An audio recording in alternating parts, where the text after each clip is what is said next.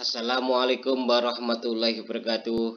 Ketemu lagi dengan saya Pak Zainuddin.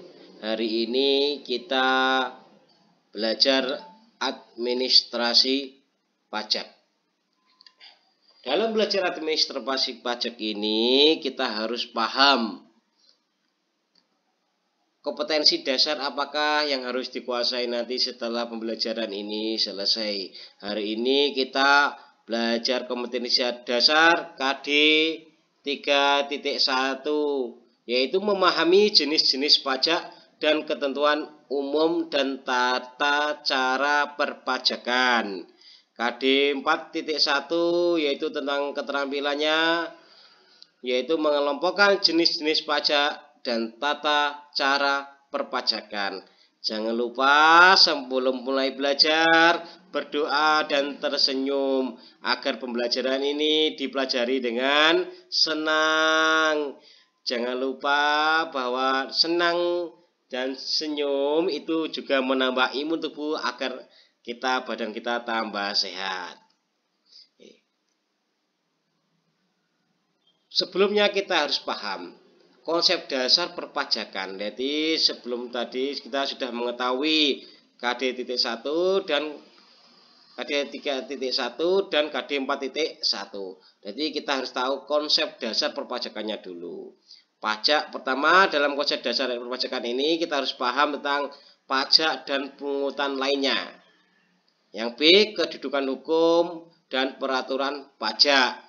C, pemungutan, jenis-jenis pemungutan pajak. Nah, jenis-jenis pemungutan pajak ini sesuai dengan KD-nya tadi. D, tata cara pemungutan pajak. E, pemungutan pajak. Ayo kita lanjut dengan materi, kita masuk materi, yaitu pajak dan pemungutan lainnya. So, kita belajar pajak. Berarti kita harus tahu pengertian pajak.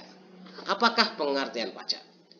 Banyak orang mengartikan berbeda-beda. Sejak pajak diperhitungkan sebagai salah satu pemasukan paling penting bagi sebuah negara. Banyak ahli ekonomi mengemukakan pendapatnya tentang pengertian pajak. Berikut disajikan sejumlah pendapat para ahli yang mengenai definisi pajak. Ya, banyak orang yang mengatakan pajak berbeda-beda.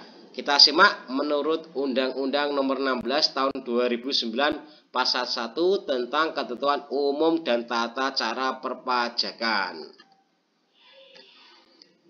Pajak adalah kontribusi wajib kepada negara yang terhutang oleh orang pribadi atau badan yang bersifat memaksa berdasarkan undang-undang dengan tindak mendapatkan imbalan secara langsung dan digunakan untuk keperluan negara bagi sebesar-besarnya kemakmuran rakyat. Jadi kita ulangi lagi biar lebih paham. Menurut Undang-Undang Nomor 16 Tahun 2009 Pasal 1 tentang ketentuan umum dan tata cara perpajakan Pasal 1,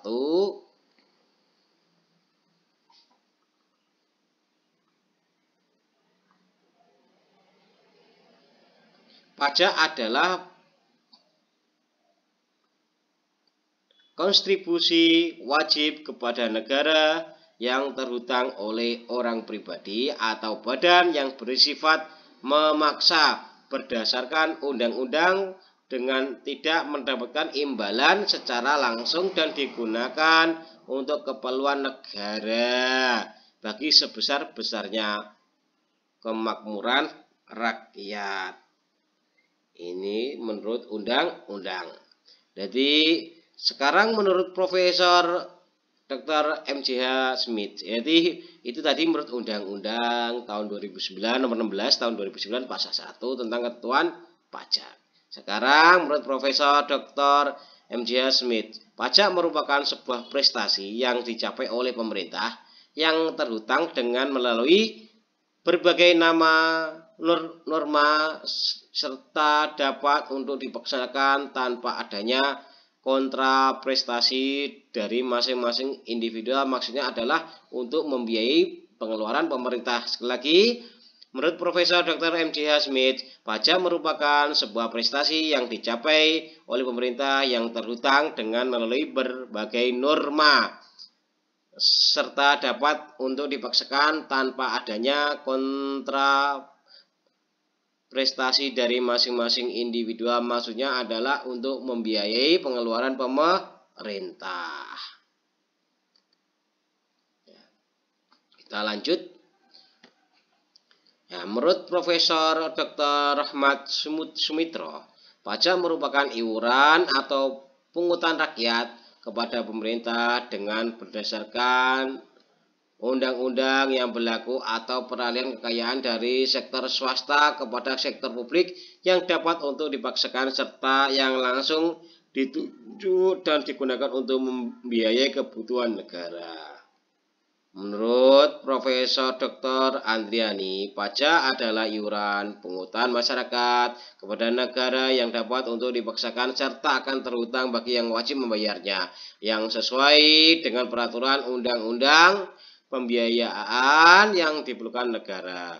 Menurut Dr. Suparman Sema Hamidjojo, pajak adalah iuran wajib bagi warga atau masyarakat, baik itu dapat berupa uang ataupun barang yang dipungut oleh penguasa dengan menurut berbagai norma hukum yang berlaku untuk menutup biaya produksi barang dan jasa kolektif dalam mencapai kesejahteraan umum dan lain-lain. Banyak sekali orang yang mengartikan pajak.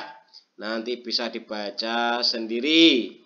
Ya, nanti PowerPoint-nya saya share. Setelah kita paham tentang pajak, kita harus paham tentang pungutan selain pajak. Pungutan selain pajak itu ada bea materai, bea masuk dan keluar, cukai, retribusi. Oke. Apakah yang dimaksud bea materai? Bea materai yaitu pungutan yang dikenakan atas dokumen dengan menggunakan benda materai. Jadi materai ini kalian bisa beli biasanya di kantor pos. Kalau kalian ada surat perjanjian, contoh bukti pernyataan itu juga pakai materai. Materai kemarin itu 6.000, sekarang yang muncul materai baru yaitu materai 10.000. Jadi ada perjanjian itu penting ada materainya. Atau surat pernyataan penting biasanya pakai materai. Terus sekarang bea masuk dan keluar. Yaitu bea masuk yaitu pungutan negara yang dilakukan oleh Direktorat Jenderal Bea dan Cukai berdasarkan undang-undang yang berlaku. Bea masuk adalah pungutan yang dimasukkan ke dalam daerah pabean berdasarkan harga atau nilai barang atau tarif tertentu. Bea keluar adalah pungutan yang dilakukan atas barang yang dikeluarkan dari daerah pabean berdasarkan tarif yang sudah ditentukan.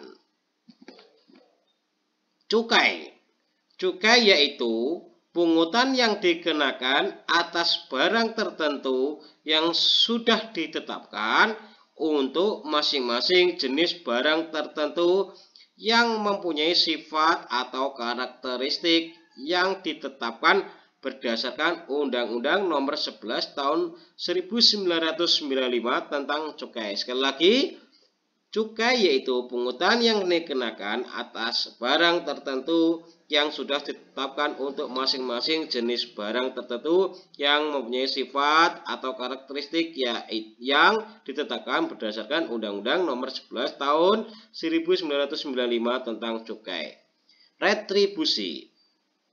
Retribusi yaitu pungutan yang dikenakan sehubungan dengan suatu jasa atau fasilitas yang diberikan pemerintah secara langsung dan nyata kepada pembayar. Retribusi pada umumnya mempunyai hubungan langsung dengan kembalinya prestasi karena pembayaran tertentu ditujukan semata-mata untuk mendapatkan prestasi dari pemerintah. Ya. Retribusi di Indonesia didasarkan pada Undang-Undang Nomor 34 Tahun 2000 tentang pajak daerah dan retribusi daerah yang telah diubah dengan Undang-Undang Nomor 28 Tahun 2009. Di dalam undang-undang tersebut dijelaskan bahwa retribusi adalah pungutan daerah sebagai pembayaran atas jasa atau pemerintah izin tertentu yang khusus disediakan dan atau diberikan oleh pemerintah daerah untuk kepentingan orang pribadi atau badan. Retribusi dipungut menggunakan surat ketetapan retribusi daerah, Perda, Pergub, Perbub, atau wali kota. Adapun unsur-unsur retribusi yaitu pungutan retribusi harus berdasarkan undang-undang, sifat pungutan dapat dipaksakan, pemungutan dilakukan oleh negara, digunakan untuk pengeluaran bagi masyarakat umum, imbalan langsung dapat dirasakan oleh pembayar retribusi. Fungsi pajak ya. Sekarang kita mempelajari fungsi pajak. Pajak mempunyai peranan penting dalam kehidupan bernegara, khususnya dalam pelaksanaan pembangunan karena pajak merupakan sumber pendapatan negara untuk membiayai semua pengeluaran termasuk pengeluaran pembangunan yaitu pajak mempunyai beberapa fungsi sebagai mana dikutip Madiasmo 2004 yaitu sebagai berikut. Fungsi anggaran, yaitu pajak itu berfungsi sebagai fungsi anggaran atau budgetir, yaitu pajak berfungsi sebagai sumber keuangan negara yang diperuntukkan bagi pembiayaan pengeluaran pemerintah, baik pengeluaran rutin maupun pengeluaran pembangunan sarana dan prasarana ekonomi, sosial, dan budaya. Apabila masih terdapat sisa dana yang digunakan untuk membiayai pengeluaran negara, maka sisa dana tersebut dapat disimpan sebagai tabungan pemerintah. Contoh, dimasukkan pajak dalam APBN sebagai penerimaan dalam negeri. Fungsi mengatur yaitu kedua yaitu fungsi mengatur. Yaitu fungsi mengatur berarti pajak dijadikan alat bagi pemerintah untuk mencapai tujuan tertentu, baik dalam bidang ekonomi moneter,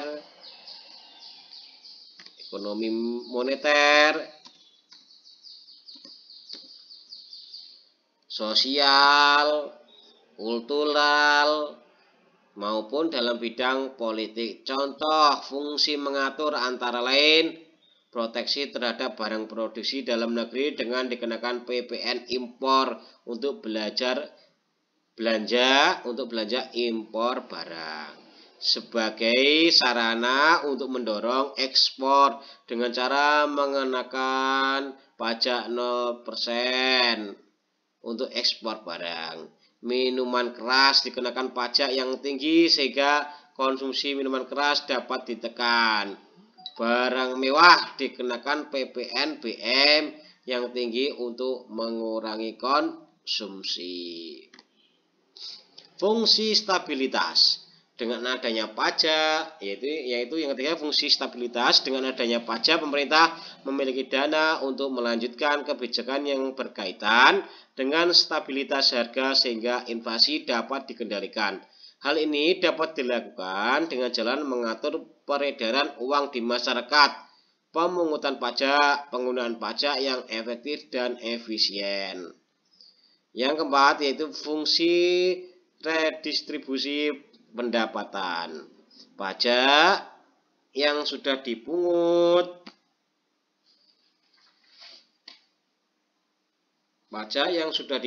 oleh negara digunakan untuk membiayai semua kepentingan umum termasuk untuk membiayai pembangunan sehingga dapat membuka kesempatan kerja yang akan meningkatkan pendapatan masyarakat. Contohnya, terdapat berbagai macam tarif yang dikenakan kepada wajib pajak dengan tarif progresif, maka wajib pajak yang memiliki pendapatan lebih besar akan dikenakan pajak lebih besar pula. Peranan pajak sebagai alat pemerataan sangat penting untuk menegakkan keadilan sosial. Itu yang terakhir, legalitas pemerintah.